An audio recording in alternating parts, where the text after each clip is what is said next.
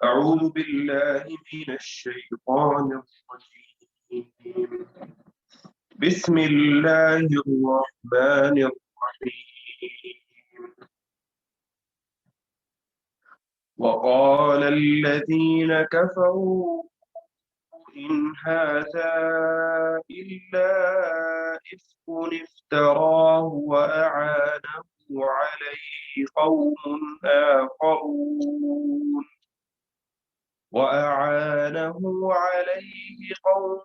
آخرون فقد جاءوا ظلما وزورا. وقالوا أساطير الأولين اكتتبها فهي تملى عليه بكرة وأصيلا. قل أنزله الذي يعلم السر في السماوات والأرض إنه كان غفورا رحيما.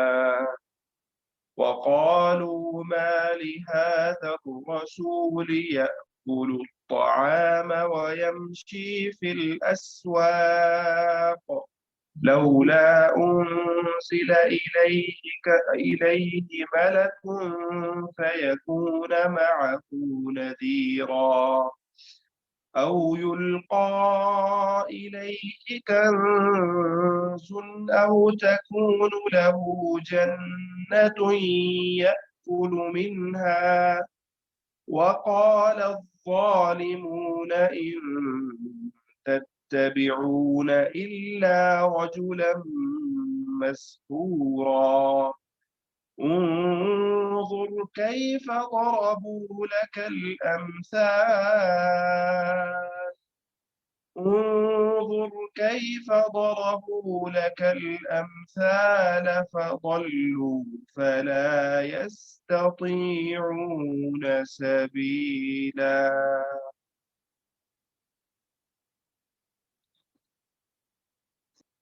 أعوذ بالله من الشيطان الرجيم. بسم الله الرحمن الرحيم. وقال الذين كفروا اور کافر کہتے ہیں ان ھذا الا افک افترا ہو نہیں ہے یہ قرآن مگر محمد صلی اللہ علیہ وسلم نے گڑھا ہے اس کو وَآنَهُ عَلَيْهِ قوم آخرون اور اس قرآن کو تصنیف کرنے میں اس قرآن کو گھڑنے میں بعض دوسرے لوگوں نے اس کی مدد کی ہے۔ پچھلی آیتوں میں اللہ تعالیٰ نے شرک کی تردید میں اور توحید کے حق میں دلائل دیے تھے۔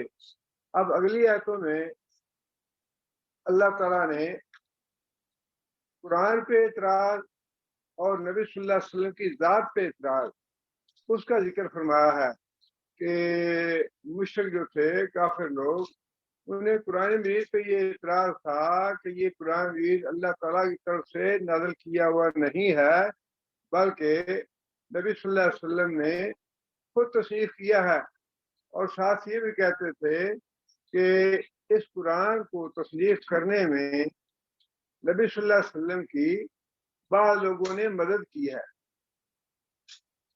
اب یہ اعتراض جو ہے نا کافروں کا ہے تو اس زمانے کا، لیکن آج کل کے جو مستشرق ہیں، جو تحقیق وغیرہ کرنے والے غیر مسلم ہیں، دین کے بارے میں، اسلام کے بارے میں ان کا دعویٰ ہے، ان کا بھی موقف یہی ہے کہ یہ قرآن جی اللہ تعالیٰ کی طرف سے نازل کیا ہوا نہیں ہے بلکہ جو اہل کتاب تھے ان میں سے بعض لوگوں سے نبی صلی اللہ علیہ وسلم نے علم حاصل کیا اور پھر اس کو خود الفاظ کی شکل دے کے لوگوں کو بتا دیا۔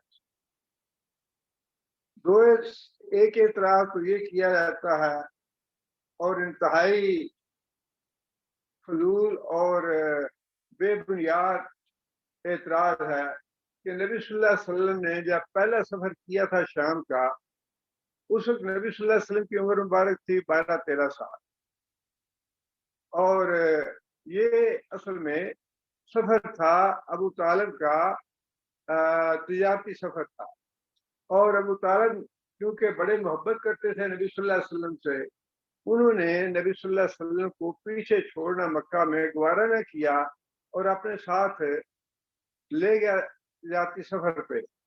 راستے میں، شام کے راستے میں ایک جگہ پہ پڑاؤ کیا انہوں نے، تو وہاں پہ ایک عیسائی راہب تھا جس کا نام بحیرہ تھا، اس سے ملاقات ہوئی، تو اس نے نبی صلی اللہ علیہ وسلم کو دیکھ کے یہ بات کہی کہ تورات میں جو نشانیاں بتائی گئی ہیں یا انجیل میں آنے والے نبی کی، وہ نشانیاں اس بچے میں پائی جاتی ہیں، لہذا آپ اس بچے کو شام نہ لے کے جائیں، اس کو کوئی نقصان نہ پہنچا۔ چنانچہ ابو طالب جو تھے انہوں نے نبی صلی اللہ علیہ وسلم کو کہیں سے واپس مکہ بھجوا دیا۔ ایک تو اس واقعے کا حوالہ دیا جاتا ہے، دوسرا حوالہ وہ ہے جب نبی صلی اللہ علیہ وسلم نے خود حضرت خدیجہ رضی اللہ تعالیٰ کے کہنے پہ تجارتی سفر کیا شام کا، اس وقت نبی صلی اللہ علیہ وسلم کی مبارک 25-26 سال، اس وقت بھی ایسا ہی واقعہ ہوا۔ شام پہنچنے سے پہلے یا شام کے کسی علاقے میں پتا چلا وہاں پہ ایک راہب تھا، اس کا نام نستورہ تھا، انہیں پتا چلا کہ مکہ سے کوئی قافلہ آیا ہوا ہے، وہ ملنے کے لیے آیا، تو اس نے نبی صلی اللہ علیہ وسلم کو، محمد صلی اللہ علیہ وسلم کو دیکھا، 25-26 سال کی عمر تھی اس وقت۔ اب وہ آدمی تورات کو بھی ایک طرف رکھ کے پڑھ رہا تھا اور وہ نشانیاں دیکھ رہا تھا کہ یہ جو 25-26 سال کا آدمی ہے، اس کی ساری علامتیں یا نشانیاں وہی ہیں جو تورات میں یا انجیل میں ذکر کی گئی ہیں۔ اس وقت تجارتی قافلے میں نبی صلی اللہ علیہ وسلم کے 2 رشتہ دار بھی ساتھ تھے۔ ایک حکیم بن حزام کا بیٹا خزیمہ تھا، نبی صلی اللہ علیہ وسلم کا چچا دار بھائی، کزن تھا، اور اسی طرح ایک اور رشتہ دار بھی تھا، 2 رشتہ دار نبی صلی اللہ علیہ وسلم کے ساتھ تھے۔ اب جب اس خزیمہ نے یہ دیکھا کہ یہ راہب جو ہے یہ کتاب بھی پڑھتا ہے اور ساتھ نبی صلی اللہ علیہ وسلم کو، محمد صلی اللہ علیہ وسلم کو بھی دیکھتا ہے اور ایسے تقابل کر رہا ہے، تو اس کو کچھ شک ہوا کہ کوئی جادو ٹونا نہ کر رہا ہو یا کوئی ایسی حرکت نہ کر رہا ہو، تو اس نے قافلے والوں کو بلایا کہ یا آل خالد، آؤ دیکھو یہ جو راہب ہے یہ کیا کر رہا ہے، یہ کوئی دم کر رہا ہے یا پھونک مار رہا ہے یا جھاڑ پھونک کر رہا ہے، کیا کر رہا ہے؟ تو لوگ سارے اکٹھے ہو گئے۔ وہ راہب اس وقت تو بھاگ گیا ڈر سے کہ سارے لوگ اکٹھے ہو گئے ہیں، یہ مجھے نقصان نہ پہنچائیں۔ لیکن کچھ دیر کے بعد پھر جب انہوں نے کہا کہ تم ہمیں یہ بتاؤ کہ تم کیا کر رہے تھے، کیا تم نے دیکھا، تو راہب نے، نصورہ نے یہ بات کہی کہ میں انجیل پڑھ رہا تھا اور اس میں جو علامتیں لکھی ہیں میں ان کا تقابل کر رہا تھا اس بچے کے ساتھ، اور مجھے لگتا یہ ہے کہ یہ بچہ جو ہے آنے والا نبی۔ اس وقت ان لوگوں نے نبی صلی اللہ علیہ وسلم کے ساتھ قافلہ تھا، لیکن نبی صلی اللہ علیہ وسلم نے اپنا مشن تھا، اپنا کاروبار شام گئے، پورا کیا اور مکہ واپس آ گئے۔ یہ 2 سفر ہیں شام کے جن کے بارے میں مستشرقین یہ کہتے ہیں کہ ان سفروں میں نبی صلی اللہ علیہ وسلم نے ان عیسائیوں سے، دونوں عیسائی تھے، راہب تھے، ان عیسائیوں سے علم حاصل کیا، ان کی کتابیں حاصل کی، اور جو کچھ وہاں لکھا ہوا تھا وہ پڑھوایا کسی اپنے، جو مکہ میں کچھ لوگ تھے، 3 غلام تھے جن کا نام لیا جاتا ہے۔ ایک تو وہی عداس تھا جس کا نبی صلی اللہ علیہ وسلم کو طائف کے سفر میں ملا، وہ بھی عیسائی تھا، آزاد کردہ غلام تھا اور کتابیں پڑھا ہوا تھا۔ اسی طرح 2 اور آدمی تھے جو مکہ میں رہتے تھے، آزاد کردہ غلام تھے، عیسائی تھے اور پڑھے لکھے تھے۔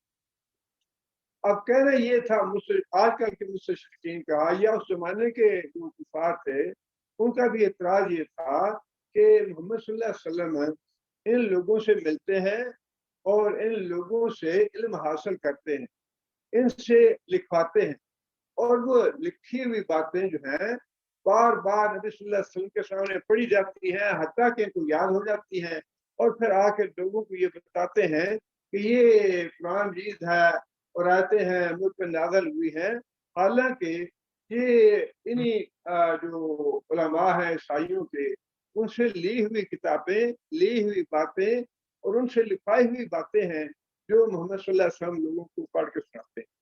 یہ تھا اعتراض ان کا۔ اب اس کے بارے میں اللہ تعالیٰ نے یہ بات ارشاد فرمائی، اس کا جواب دیا ہے یہاں پہ اللہ تعالیٰ نے۔ اللہ فرماتے ہیں وَقَالَ الَّذِينَ كَفَرُوا إِنْ هَٰذَا إِلَّا إِفْكٌ افْتَرَاهُ فَآمَنَهُ وَلَٰكِنْ هُمْ لَا يَعْلَمُونَ۔ اس کو گڑھا ہے نبی صلی اللہ علیہ وسلم نے، محمد صلی اللہ علیہ وسلم نے اور بعض دوسرے لوگوں نے یہ کتاب تصنیف کرنے میں محمد صلی اللہ علیہ وسلم کی مدد کی۔ اللہ نے فرمایا کہ فقط جاؤ ظلمن وزورا، یہ بہت بڑا جھوٹ اور بہت بڑا ظلم ہے۔ اب اللہ تعالیٰ نے دوسری جگہوں پہ دوسرے طریقے سے یا دوسرے انداز میں جواب دیا ہے۔ سورہ طور میں اللہ تعالیٰ فرماتے ہیں فَلْيَأْتُوا بِحَدِيثٍ مِثْلِهِ إِن كَانُوا صَادِقِينَ، اگر یہ اپنی بات میں سچے ہیں کہ باقی نبی صلی اللہ علیہ وسلم نے یہ قرآن بھی خود بنایا ہے، اللہ کا نازل کردہ نہیں ہے، فَلْيَأْتُوا بِحَدِيثٍ، ایک آیت بنا کے لے آئیں یہ ایسی جیسی محمد صلی اللہ علیہ وسلم نے بنائی ہے، عربی ہے وہ بھی، اور الف با تا ساری ایک جیسے ہیں اور سارے لوگ وہی پڑھتے ہیں، انہی الفاظ سے یہ قرآن بھی بنا ہے۔ اور اگر یہ نبی صلی اللہ علیہ وسلم کا اپنا بنایا ہوا ہے تو پھر جو تمہارے بڑے بڑے شعراء ہیں، ادیب ہیں، علماء ہیں، انہیں چاہیے کہ ویسا قرآن جو ہے، قرآن نہ صحیح ایک فرمایا دوسرے جگہ پر فرمایا ایک جگہ فرمایا کہ 10 آیتیں بنا لیں، لیکن ایک جگہ فرما دیا کہ 10 آیتیں نہ صحیح ایک آیت ہی بنا لیں، اور فرمایا کہ اللہ تعالیٰ کے علاوہ باقی جتنی مخلوق ہے، انسان بھی جنات بھی، وہ سارے مل جائیں قرآن بنانے کے لیے، یا اس کے مقابلے میں کوئی آیت تصنیف کرنے کے لیے ساری دنیا کے انسان، ساری دنیا کے جنات مل جائیں، تب بھی اللہ تعالیٰ کا چیلنج ہے کہ وہ ایسی ایک آیت بھی نہیں بنا سکتے۔ اور اس بات کو وہ تسلیم کرتے تھے۔ ایسی بات اصل معاملہ ہے ضد اور ہٹ درمی کا۔ ضد اور ہٹ درمی میں انسان جانتے بوجھتے اڑ جاتا ہے، نہیں یہ بات میں نہیں مان، اور ایک دفعہ کہہ دیا نا کعبہ سفید ہے، اب یہ ماننا ہی نہیں کہ کعبہ کالا ہو۔ وہی بات تھی کفار مکہ کی، اور آج بھی معاملہ یہی ہے کہ ایک دفعہ یہ کہہ دیا کہ حالانکہ اپنی جو ذاتی مجالس ہوتی تھی کفار کی، اس میں تسلیم کرتے تھے۔ نبی صلی اللہ علیہ وسلم کا جب یہ لوگ تعداد بڑھنی شروع ہو گئی تو نضر بن حارث نے مجلس میٹنگ کی کفار کے سرداروں نے، اور نضر بن حارث نے اس میں تقریر کی، اور اس نے یہ بات کہی کہ محمد صلی اللہ علیہ وسلم جو کلام سناتا ہے نا، یہ کلام شاعروں والا کلام نہیں ہے، یہ کلام کہانیوں والا بھی نہیں ہے، یہ کلام دیوانوں اور پاگلوں والا بھی نہیں ہے۔ اس کے تاریخ میں یہ الفاظ ہیں اللہ کی قسم تمہارے اوپر بڑی مصیبت آ گئی، اس کلام کا، اس قرآن کا کوئی جواب بنانا مشکل ہے، ہم بڑی مصیبت میں پڑ گئے ہیں، اس کا ہمیں مقابلہ کرنے کے لیے کچھ سوچنا چاہیے۔ چنانچہ یہی سردار تھا جو فارس گیا، وہاں سے جا کے اس نے رستم اور اسفندیار اور ولی کے قصے اور کہانیاں جو تھے، وہ کتابیں وغیرہ اور جو صحیفے وغیرہ تھے، وہ وہاں سے لایا اور وہ لوگوں کو سنانے شروع کر دیے کہ دیکھو اس سے پہلے بھی یہ ایسے بنے ہوئے ہیں، یہ قصے اور کہانیاں ہیں، یہ صحیفے ہیں، تو یہ اس طرح جو پہلے بھی بنے ہوئے تھے، یہ فارس سے میں لے کے آیا ہوں، یہ کوئی نئی بات نہیں ہے، یہ پرانی باتیں ہیں، ساری پہلے سے ہوتی آ رہی۔ اور بالکل وہی یہی بات جو تھی آج کے موقع پہ نبی صلی اللہ علیہ وسلم جاتے تھے کافروں کے پاس، جا کے دعوت دیتے انہیں، لوگ متاثر ہوتے اس سے۔ حج کا موقع آیا تو پھر کفار نے بیٹھ کے یہ فیصلہ کرنا چاہا کہ ہمیں کوئی ایک بات طے کرنی چاہیے۔ ولید بن مغیرہ کہنے لگا کہ یہ جو قرآن سناتا ہے نا محمد صلی اللہ علیہ وسلم، یہ کلام جو ہے یہ بندوں کا لگتا نہیں ہے، کوئی بندہ بنا نہیں سکتا۔ یہ کلام نہ شاعری ہے، نہ کہانت ہے، نہ یہ پاگل پن ہے۔ لیکن جو اس کے مجلس کے ساتھی تھے انہوں نے کہا کہ بیوقوفا، تو ساری باتیں خود ہی جواب دے رہا ہے، نہ شاعری ہے، نہ کہانت ہے، نہ یہ پاگل پن ہے، اور یہ بڑی کوئی عجیب و غریب کلام ہے۔ انہوں نے اس کو لان تان کی کہ جب تک تم کوئی بات بناتے نہیں ہو ہم تمہیں چھوڑیں گے نہیں، کوئی ایک بات بناؤ۔ ہم سارے اگر الگ الگ باتیں کہیں گے ہماری کوئی بات مانے گا نہیں۔ قرآن تو بڑی زبردست تھی ان کی بھی، مقابلہ کرنا چاہتے تھے وہ اس قرآن کا، جیسا آج کا معاملہ ہے بالکل ایسا ہی معاملہ ہے۔ وہ سوچ سوچ کے کہنے لگا کہ اچھا پھر سب سے جو دل کو لگنے والی بات ہے نا وہ تو یہ ہے، ان ھذا الا قول البشر، یہ پہلے سے لوگوں کا چلتا ہوا جادو ہے، یا پھر اس آدمی کا اپنا بنایا ہوا قول ہے۔ بس یہ ایک بات ہے جو ہمیں سارے کافروں سے حاجیوں سے کرنی چاہیے، سب ہم ایک بات پہ اکٹھے ہو جائیں کہ یہ بس اس کا اپنا بنایا ہوا کلام ہے، اس کے علاوہ نہ اس کو شاعری کہو، نہ کہانت کہو، نہ پاگل پن کہو، کچھ نہ کہو، بس یہ کہو کہ اس کا اپنا بنایا ہوا۔ اپنی مجلسوں میں اس بات کا وہ اعتراف کرتے تھے کہ یہ قرآن مجید جو ہے یہ کسی بندے کا بنایا ہوا کلام نہیں۔ اور وہ بیت اللہ شریف میں جو ہر سال مقابلہ ہوتا تھا شاعری کا، جتنے بھی شعراء تھے عالم عرب کے، اپنی اپنی شاعری اور اپنے اپنے قصیدے وغیرہ لکھ کے لاتے وہاں پہ اور بیت اللہ شریف میں لٹکا دیتے۔ نبی صلی اللہ علیہ وسلم کے حکم سے یہ سورہ نازل ہو چکی تھی، سورہ کوثر۔ ایک مقابلے میں نبی صلی اللہ علیہ وسلم نے حکم دیا کہ یہ سورہ جو ہے نا یہ لکھ کے بیت اللہ میں لٹکا دو۔ انا اعطیناک الکوثر فصلی لربک وانحر ان شانک هو الابتر۔ یہ 3 آیتیں ہیں، یہ لکھ کے بیت اللہ شریف میں لٹکا دی۔ ان 3 آیتوں کے نیچے کسی شعراء میں سے جنہوں نے حصہ لیا تھا انہی میں سے کسی نے یہ بات لکھ دی، ما ھذا قول البشر، یہ کسی بندے کا کلام نہیں۔ آیتیں 3 ہیں صرف، ایک انتہائی مختصر سی صورت اور 3 صرف آیتیں اس، اور جتنے بڑے بڑے شعراء تھے عالم عرب پہ وہ سارے کمپٹیشن تھا وہاں پہ، مقابلہ تھا، مسابقہ تھا وہاں پہ کہ کس کی شاعری جو ہے وہ سب سے اچھی ہے۔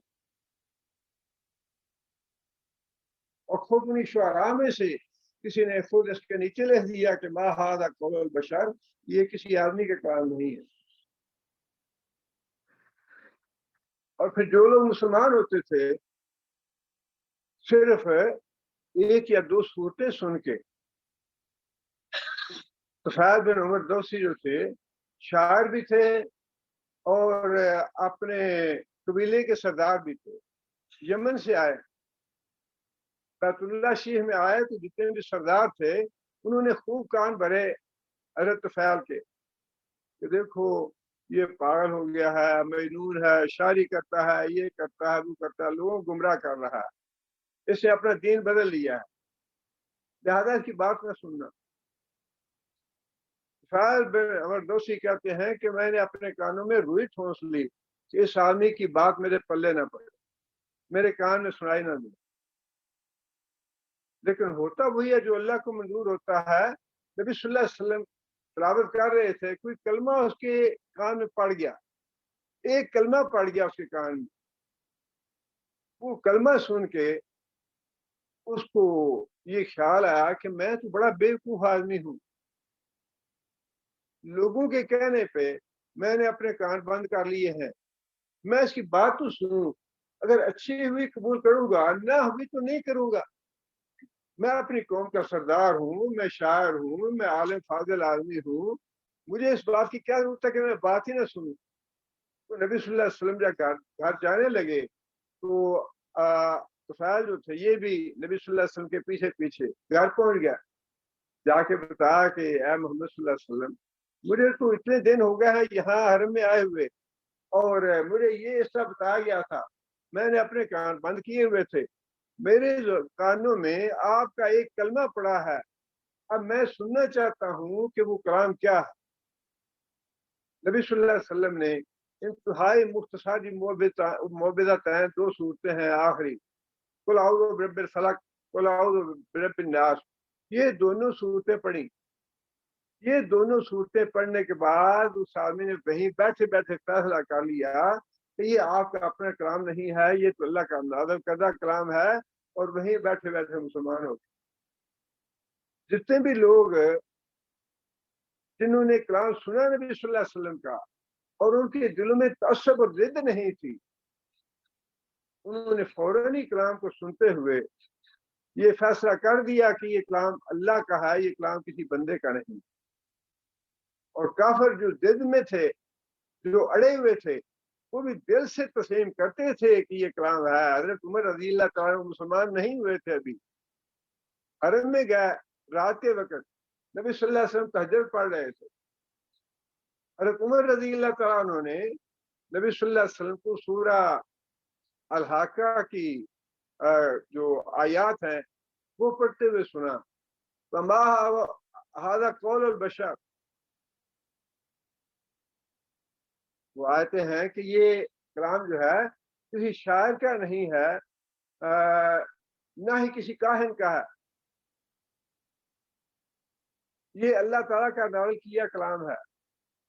یہ جو الفاظ تھے یہ حضرت عمر کے ایمان لانے سے بہت پہلے کے ہیں، یہ جو کلام سنا حضرت عمر نے ایمان لانے سے بہت پہلے کا ہے واقعہ۔ یہ اب جب یہ کلام سنا، یہ باتیں سنی حضرت عمر رضی اللہ تعالیٰ عنہ نے، بعد میں حضرت عمر بتایا کرتے تھے کہ جس دن میں نے یہ باتیں سنی تھی حرم میں نبی صلی اللہ علیہ وسلم کی، میرے دل میں کشمکش پیدا ہو گئی تھی، میرے دل میں ایک جذبات کا جو تھا نا تصادم پیدا ہو گیا تھا کہ تم کس چیز کے خلاف لڑائی کر رہے، تم کس چیز کے خلاف ضد کر رہے۔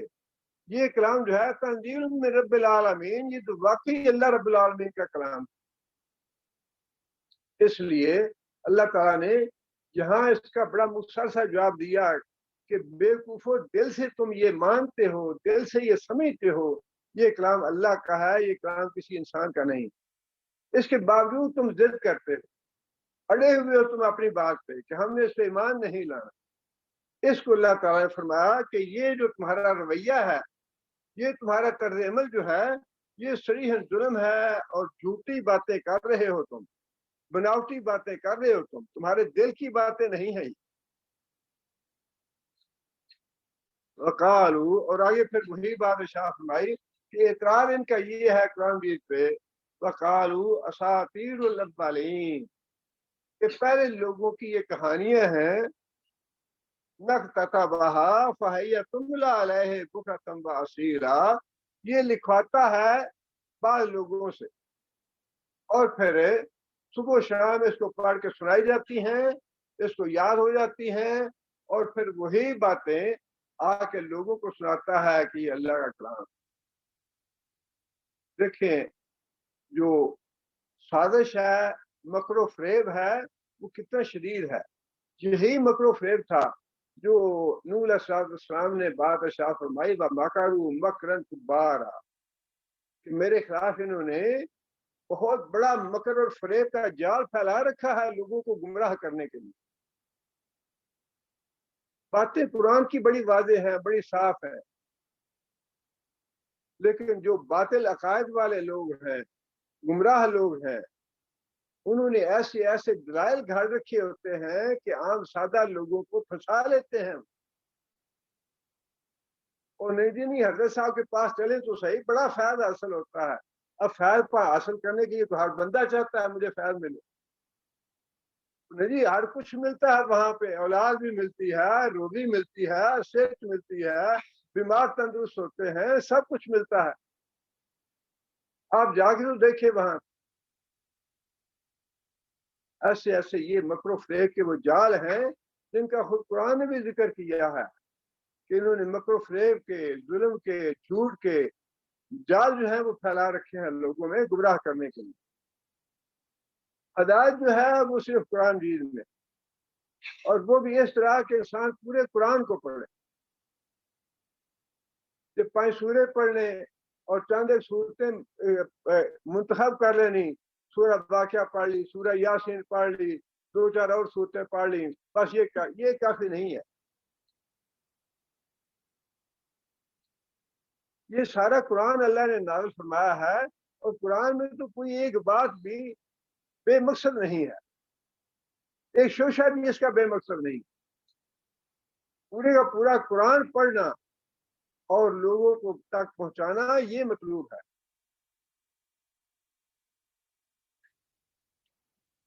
آگے پھر اللہ تعالیٰ نے اس کا جواب یہ دیا، کل انزلہ الذی یعلم السر فی السماوات والارض، اس کو قرآن کو نازل کیا اس اللہ نے، یعلم السر، جو سارے چھپی ہوئی باتیں، فی السماوات والارض، آسمانوں میں بھی اور زمین میں بھی، ساری جو ظاہر باتیں ہیں جن کو لوگ دیکھتے ہیں وہ تو ہے ہی، لیکن جو زمین و آسمان کی چھپی ہوئی باتیں ہیں وہ بھی اللہ جانتے ہیں۔ اس اللہ نے اس کو نازل کیا قرآن۔ زمین میں کتنے خزانے پوشیدہ ہیں، آسمانوں میں کیا کچھ ہے، ان تک مثقال حبۃ من خردل فتکن فی الصخرۃ او فی السماوات او فی الارض یات بہ اللہ، ایک ذرہ برابر چیز کسی پتھر میں ہو، یا آسمان میں کسی جگہ پہ ہو، یا زمین میں کسی جگہ پہ ہو، اللہ تعالیٰ اس کو لے آئے گا، اللہ تعالیٰ جانتا ہے اسے۔ اور پھر قرآن مجید میں وہ حقائق بھی موجود ہیں جن کو کوئی جھٹلا نہیں سکتا۔ پہلی قوموں کے واقعات اللہ تعالیٰ نے بیان کیے، نبی صلی اللہ علیہ وسلم تو اس وقت موجود نہیں تھے، نبی صلی اللہ علیہ وسلم کی پیدائش سے پہلے کے واقعات ہیں۔ قوم نوح کا واقعہ ہے، قوم عاد کا واقعہ ہے، قوم سمود کا واقعہ ہے، باقی قوموں کے واقعات ہیں، وہ سارے واقعات اللہ تعالیٰ نے بیان فرمائے ہیں، اور ان واقعات کو کوئی جھٹلا نہیں سکا۔ ان واقعات کے آثار جو تھے وہ خود کفار مکہ دیکھتے تھے، شام کے سفر میں جاتے تھے، یمن کے سفر میں جاتے تھے، راستے میں وہ آبادیاں اور وہ جگہیں جو ہلاک ہوئی، جن کو اللہ نے عذاب بھیجا، وہ دیکھتے تھے ان چیزوں کو، اور وہ کسے کہانیاں سناتے تھے اپنی اولادوں کو کہ یہ کہاں، یہاں کون سی قوم آباد تھی، اور وہ کیسے ہلاک ہوئی، کیوں ہلاک ہوئی، اپنے بچوں کو بتاتے تھے کہانیاں۔ اور پھر ایسے حقائق بھی قرآن مجید میں موجود ہے جن کا نبی صلی اللہ علیہ وسلم سے کبھی واسطہ نہیں رہا۔ اللہ تعالیٰ نے مشرق کی ایک مثال بیان کی ہے قرآن مجید میں، سورہ نور میں ہم پڑھ چکے ہیں۔ مشرق کی مثال ایسی ہے جیسے وہ سمندر کے گہرے پانی میں ہو، اس کے اوپر ایک موج ہو، اس کے اوپر ایک اور موج ہو، اور پھر اس کے اوپر بادل کا اندھیرا بھی، اس کے اوپر بادل کا اندھیرا بھی ہو، تاریکی کے اوپر تاریکی، مشرق کا یہ حال، تاریکی کے اوپر تاریکی، اندھیرے کے اوپر اندھیرا، گمراہی کے اوپر گمراہی۔ اب یہ مثال جو ہے، یہ پڑھ کے مجھے نام یاد نہیں ہے اس وقت، فرانس کا فرانسیسی تھا یا جرمن کا پڑھا ہوا آدمی تھا، اس نے قرآن مجید کی یہ مثال پڑھی کہ اللہ تعالیٰ نے قرآن مجید کی یہ مثال محمد صلی اللہ علیہ وسلم نے مثال دی ہے۔ یہ مشرق کی مثال ایسے ہے جیسے گہرے پانی میں ہو، اس کے اوپر موج ہو، پھر اس کے اوپر موج ہو۔ وہ سمندری جہاز میں کپتان تھا، اس نے یہ سوچا کہ نبی صلی اللہ علیہ وسلم جو محمد صلی اللہ علیہ وسلم جو ہے ساری زندگی انہوں نے سمندری سفر تو کیا نہیں. نبی صلی اللہ علیہ وسلم نے ساری زندگی سمندری سفر تو کیا نہیں. یہ جو مثال دی ہے محمد صلی اللہ علیہ وسلم نے، اس سے بہتر مثال تو کوئی گمراہی کی ہو نہیں سکتی.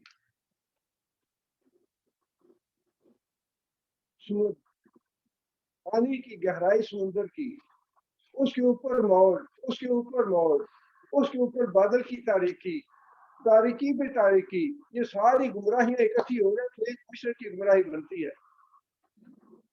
وہ صرف اس لیے مسلمان ہو گیا کہ محمد صلی اللہ علیہ وسلم نے ساری زندگی سمندری سفر نہیں کیا. اس کے باوجود یہ مثال کیسے دے سکتا ہے؟ اگر یہ اللہ نے نازل نہیں کی تو محمد تو اپنے پاس سے یہ بنا سے نہیں سکتا مثال، اس لیے کہ ساری زندگی محمد صلی اللہ علیہ وسلم نے سمندری سفر کیا نہیں. اور پھر کتنے لوگ ایسے ہیں جو بچے کی پیدائش کی آیت جو اللہ تعالیٰ نے سورہ زمر میں ہے، شاید اللہ تعالیٰ نے تمہیں پیدا کیا 3 تاریکیوں میں، 3 تاریکیوں میں پیدا کیا. ماں کی رحم کی تاریکی، اس کے اوپر جھلی، اس کے اوپر پیٹ ماں کا، ماں کی 3 تاریکیوں میں نے پیدا کیا تمہیں. اب وہ 3 تاریکیوں کا اس نبی صلی اللہ علیہ وسلم کو کہاں علم تھا؟ کون سی سائنس تھی یا کون سی ٹیکنالوجی تھی جس نے محمد صلی اللہ علیہ وسلم کو بتایا کہ بچہ جو ہے 3 تاریکیوں کے اندر تخلیق ہوتی ہے، اس کی پرورش اور اس کی پیدائش جو ہے وہ 3 تاریکیوں میں یا 3 پردوں میں ہوتی ہے. یہ وہ چیزیں ہیں جو اللہ نے فرمائی کہ زمین و آسمان کی چھپی ہوئی تھی. اور پھر یہ ہے قرآن مجید میں اللہ تعالیٰ نے بہت سی قیامت کے قریب آنے والے واقعات کی پیشگوئیاں بھی کی ہیں. آنے والے وقت کی بہت سی پیشگوئیاں کی ہیں قرآن مجید میں. نبی صلی اللہ علیہ وسلم کو تو علم غیب نہیں تھا، نبی صلی اللہ علیہ وسلم کو پڑھے لکھے نہیں تھے، اور یہ دلیل اللہ نے قرآن میں دی ہے. اگر محمد صلی اللہ علیہ وسلم پڑھے لکھے ہوتے تو تم گمراہ ہو جاتے. اگر نبی صلی اللہ علیہ وسلم کو لکھنے والے ہوتے، وہ پڑھنے والے ہوتے. نبی صلی اللہ علیہ وسلم کو اتنا بھی پڑھے ہوئے نہیں تھے. صلح حدیبیہ کا وعدہ ہوا، نبی صلی اللہ علیہ وسلم حضرت علی کو، علی معاہدہ لکھو. حضرت علی نے لکھا. یہ معاہدہ ہے مشرکین کے درمیان، مشرکین مکہ والوں کے درمیان اور محمد رسول اللہ کے درمیان. تو سہیل کہنے لگا یہ محمد رسول اللہ کی بات تو ہم نہیں مانیں گے، یہی تو جھگڑا ہے، میں اس پہ دستخط نہیں کروں گا، صرف محمد بن عبداللہ لکھو. یہ معاہدہ جو ہے یہ اہل مکہ کے درمیان اور محمد بن عبداللہ کے درمیان ہے، محمد رسول اللہ کے درمیان نہیں ہے. ہم نہیں مانتے رسول اللہ کو. نبی صلی اللہ علیہ وسلم نے حضرت علی کو فرمایا، حضرت علی یہ رسول اللہ کا لفظ مٹا دو.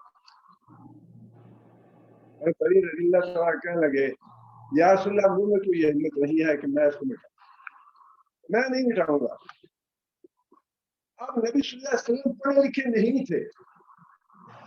اگر پڑھے لکھے ہوتے تو نبی صلی اللہ علیہ وسلم کو حضرت علی سے معاہدہ لکھوانے کی ضرورت نہیں تھی. باقی وہ رسول اللہ کا لفظ جو کاٹنا تھا اس کا بھی نبی صلی اللہ علیہ وسلم کو پتہ نہیں تھا کہ کہاں لکھا ہے رسول اللہ. حضرت علی سے کہا اچھا تو مجھے بتاؤ رسول اللہ کا لفظ کہاں لکھا. حضرت علی نے بتایا کہ یا رسول اللہ یہ ہے رسول اللہ کا لفظ. نبی صلی اللہ علیہ وسلم نے خود قلم پکڑا اور جو بتایا تھا اس کے اوپر نبی صلی اللہ علیہ وسلم نے کاٹ دیا، اس کو لائن لگا دی. یہ کتنی بڑی دلیل ہے کہ اللہ کا رسول جو ہے نہ پڑھا ہے، نہ پڑھ سکتا ہے، نہ لکھ سکتا ہے. اور یہ دلیل اللہ نے قرآن میں دی ہے. اگر محمد صلی اللہ علیہ وسلم پڑھے لکھے ہوتے تو تم سارے گمراہ ہو جاتے. یہ تو خود پڑھا لکھا ہے، یہ تو خود لکھتا ہے سب کچھ. یہی بات جو تھی اللہ تعالیٰ نے بہت سی باتیں ایسی قرآن مجید میں بتا دی.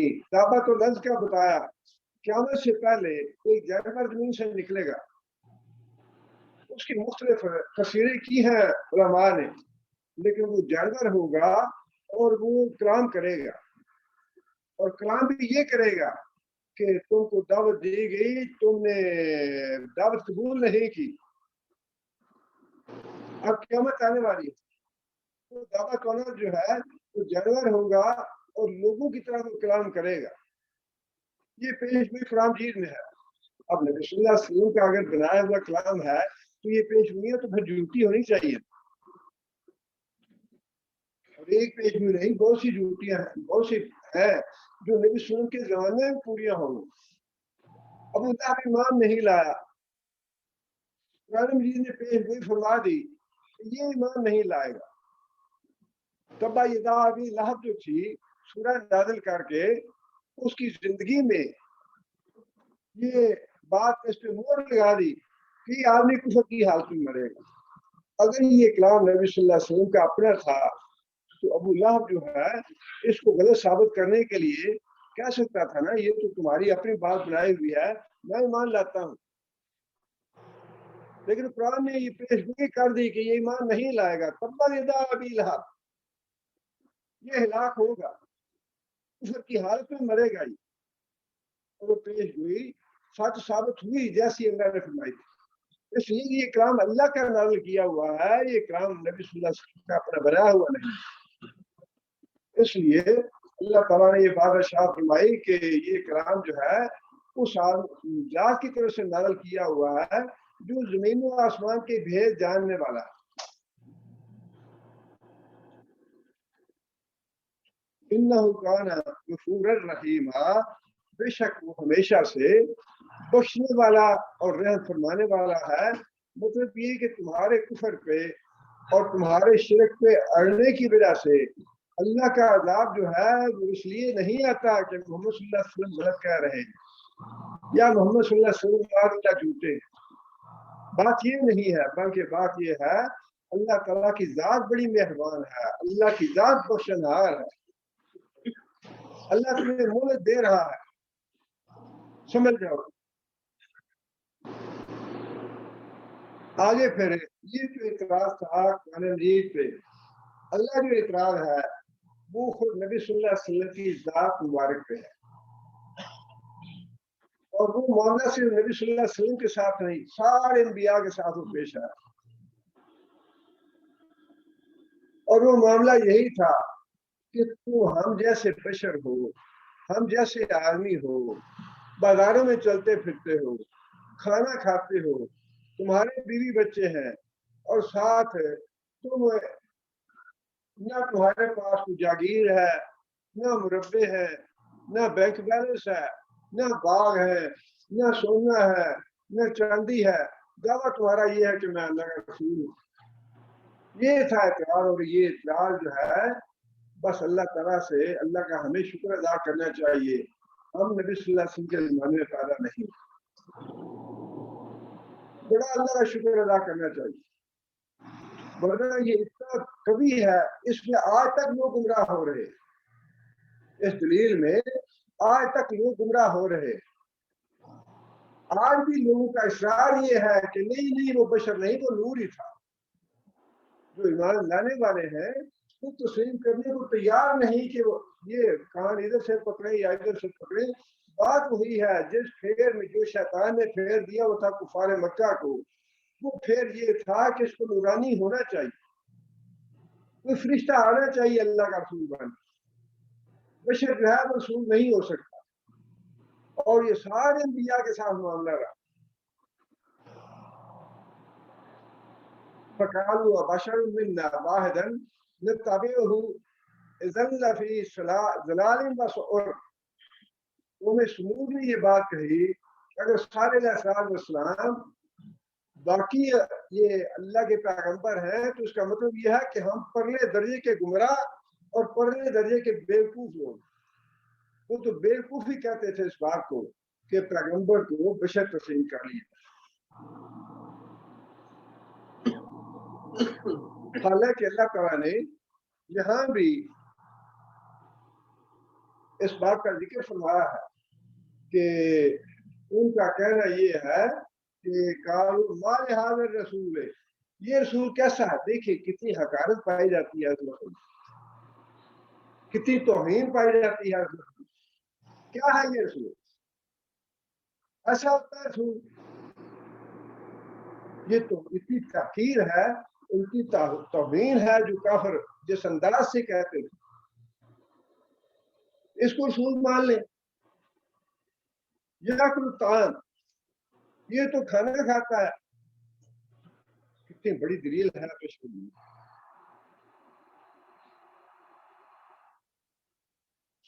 یمشی فی الاسواق، اور بازاروں میں چلتا پھرتا ہے جس طرح ہم چلتے پھرتے ہیں ویسے ہی چلتا پھرتا۔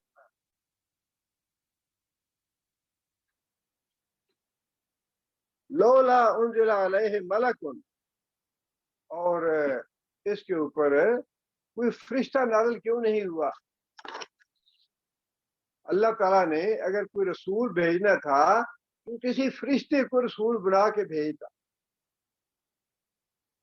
لولا انزل علیہ ملک، یا پھر یہ جو محمد صلی اللہ علیہ وسلم ہے ان کے ساتھ کوئی فرشتہ ہوتا جس کے ہاتھ میں کوڑا ہوتا، ہنٹر ہوتا اس کے ہاتھ میں، اور یہ محمد صلی اللہ علیہ وسلم کہتے ہیں کہ ایمان لاؤ مجھ پہ، اور جو کہتا میں ایمان نہیں لاتا اس کو ہنٹر مارتا، کوڑا مارتا، اس کو کئی سزا دے ڈالتا۔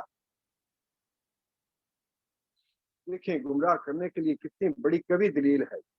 آج اللہ کا فضل ہے، اللہ کا شکر ہے، ہم کیونکہ اسلام والے ہیں، مسلمان ہیں، ہم ایمان لائے ہیں،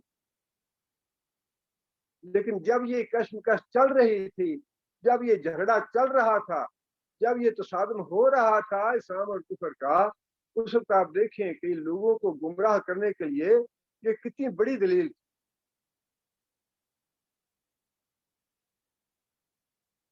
کہ یہ ہم جیسا آدمی ہے، کھانا بھی کھاتا ہے، بیوی بچے ہیں اس کے،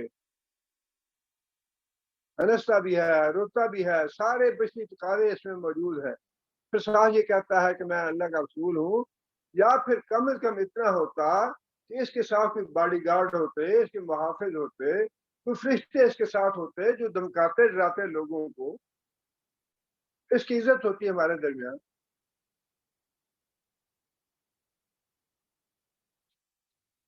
فیکون معہ نذیرا، یا پھر فرشتے جو ہیں اس کے ساتھ ہوتے جو لوگوں کو ڈراتے دھمکاتے کہ تم ایمان نہیں لاؤ گے تو تمہیں مارے پیٹیں گے، اسی دنیا میں سزا دیں گے۔ او یلقا علیہ کنز او تکون لہ جنت یاکل منہا۔ اب یہ بھی بات دیکھیں نا کہ نبی صلی اللہ علیہ وسلم ظاہر ہے کہ 40 سال سے پہلے تجارت کرتے تھے، اور خود نبی صلی اللہ علیہ وسلم فرمایا کہ میں تو بکریاں بھی چرائی ہیں، اور بکریاں چرانے کے معاوضہ لیتا تھا مہینے کا، تنخواہ لیتا تھا بکریاں چرانے کی۔ اب انہیں یہ بھی اعتراض تھا کہ یہ محتاج ہے کمانے کا،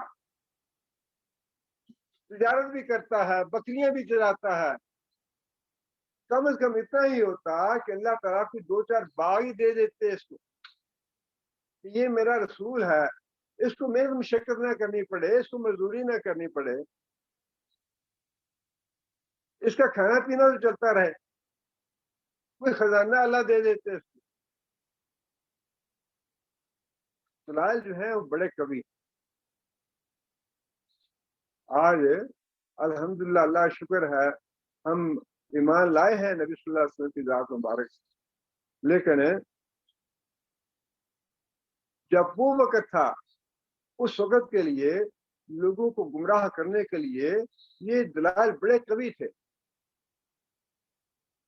اور آج بھی بہت سے لوگ اس وجہ سے گمراہ ہو رہے ہیں کہ نہیں وہ بشر نہیں تھے، وہ واقعی فرشتے تھے، وہ واقعی نوری تھے۔ حالانکہ ایک تو وہ باتیں ہیں جو اللہ نے قرآن میں ارشاد فرما دی، ان پہ ہمارا ایمان ہے، لیکن اس کے علاوہ عقلی دلائل بھی اتنے قوی ہیں، اتنے مضبوط ہیں کہ جو انسان ہے، بنی نوع انسان ہے، ان کی طرف पैगंबर इंसान को ही आना चाहिए, बशर ही को आना चाहिए, फरिश्ते को नहीं आना चाहिए। फरिश्ता कहे अच्छा भाई निकाह ना करो, वो कहेंगे तू तो फरिश्ता है ना, इसलिए कहता है निकाह ना करो, हमारी तो मजबूरी है। वो जो है उसके खिलाफ दलाइल ज्यादा है। फरिश्ता कहे भाई तुम इतनी मजदूरी क्यों करते हो, इतनी मुशक्कत क्यों करते हो, चलो भूखे रह लो। लोग कहेंगे तुम तो फरिश्ते हो, तुम तो खाने के मोहताज नहीं हो, हम तो मोहताज हैं, मजदूरी ना करें तो क्या करें, हमने तो नौकरी करनी है, हमने तो कारोबार करना है, तुम तो नूरी हो। यानी बशर हो, बशर के रसूल आने के दलाइल इतने कवि हैं। वो कहे तुम गाने बजाना क्यों सुनते हो, नूरी कहेगा।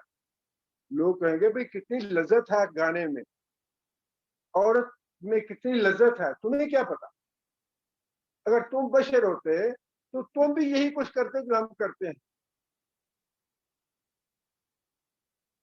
लेकिन जब एक बशर आके ये कहे कि लोगों देखो मैंने 40 साल कैसी पाक और साफ सुथरी जिंदगी गुजर, मैंने कभी गाना नहीं सुना, किसी गैर महरम औरत के पास नहीं गया, कभी मैंने हराम को हाथ नहीं लगाया, कभी किसी को गाली नहीं दी, किसी के साथ झूठ नहीं बोला, किसी को धोखा और फरेब नहीं दिया।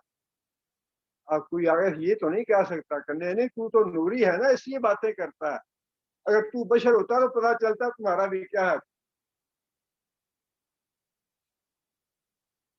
ये तो अकल मुतालबा करती है, अकल तकाजा करती है कि बशर की तरफ बशर ही आना चाहिए। और ये बात अल्लाह ताला ने बनी इसराइल में, सूरह बनी इसराइल में अरशाद भी फरमाई है कि अगर इस दुनिया में कुल लोकाना फिल्लाद मलाइकतुन यमशूना मुतमइन्नीना लनज़लना अलैहिम मिनस समाए मलकन रसूला। अगर फरिश्ते होते इस दुनिया में इंसानों की बजाय तो फिर हम फरिश्ता भेजते रसूल। अगर फरिश्ते होते यहाँ तो फरिश्ता भेजते, यहाँ तो बशर है, बशर की तरफ बशर ही आना चाहिए। अकल भी यही कहती है। और अल्लाह ताला ने जो फैसला फरमाया वो भी बिल्कुल दुरुस्त है। जो दलाल अल्लाह ने कुरान में दिए वो भी ठीक, लेकिन जो अकली दलाल है वो भी तकाजा करते हैं कि बशर की तरफ बशर ही को आना चाहिए।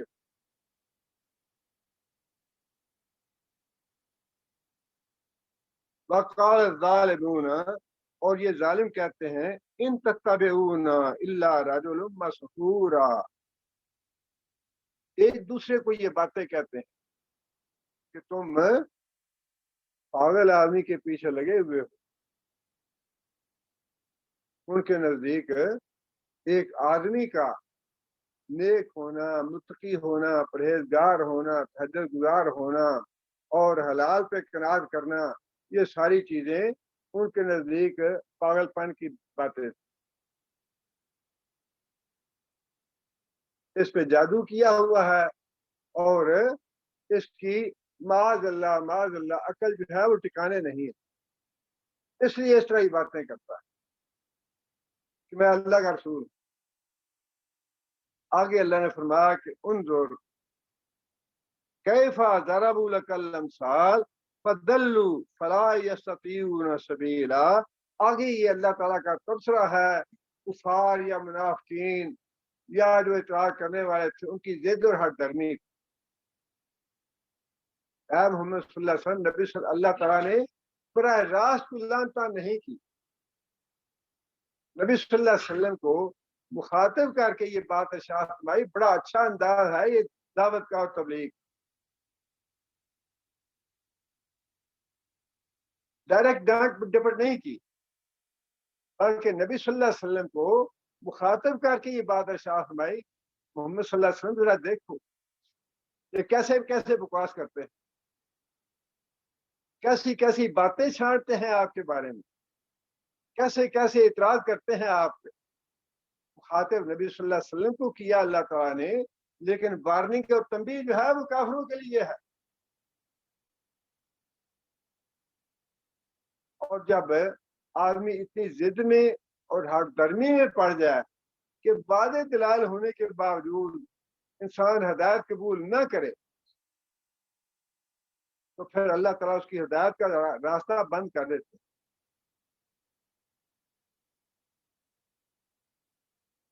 اللہ فرماتے ہیں کہ فضلو، یہ اتنے سخت گمراہ ہو چکے ہیں، لا یستطیعون سبیلا، واپسی کا راستہ بند ہے ان کے، گمراہی میں اتنے دور چلے گئے ہیں، اس قدر یہ ضد اور ہر درمی میں پڑ گئے ہیں، اب ہدایت کی طرف آنا، واپس پلٹنا گمراہی سے، وہ ہم نے راستہ بند کر دیا ہے. لا یستطیعون، یہ اگر چاہیں استطاعت نہیں رکھتے، یہ طاقت نہیں رکھتے، اب یہ واپس نہیں پلٹیں گے، اب یہ سیدھے جہنم میں ہی جائیں گے.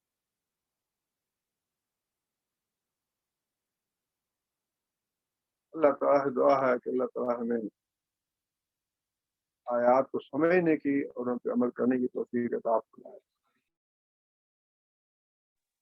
وعانه عليه قوم آخرون فقد جاءوا ظلما وزورا وقالوا أساطير الأولين اكتتبها فليتمل عليه بكرة وأصيلا قل أنزله الذي يعلم السر في السماوات والأرض إنه كان غفورا رحيما وقالوا ما لهذا الرسول يأكل الطعام ويمشي في الأسواق لولا أنزل إليه ملك فيكون معه نذيرا أو يلقى إليه كنز أو تكون له جنة يأكل منها وقال الظالمون إن تتبعون إلا رجلا مسحورا انظر كيف ضربوا لك الأمثال وضلوا فلا يستطيعون سبيلا.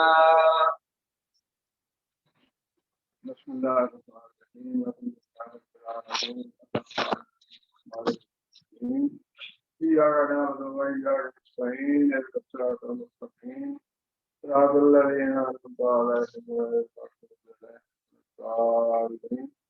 اللهم صل على محمد وعلى آل محمد كما صليت على إبراهيم وعلى آل إبراهيم إنك حميد مجيد. اللهم بارك على محمد وعلى آل محمد كما باركت على إبراهيم وعلى آل إبراهيم إنك حميد مجيد. ربنا ظلمنا أنفسنا إن لم تغفر لنا وترحمنا لنكونن من الخاسرين. ربنا آتنا في الدنيا حسنة وفي الآخرة حسنة وقنا عذاب النار.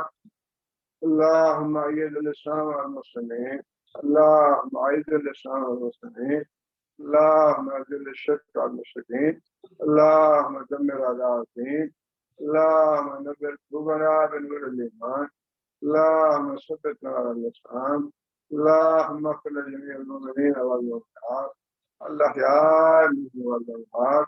ربنا تقبل منا إنك أنت السميع العليم وتب علينا إنك أنت التواب الرحيم.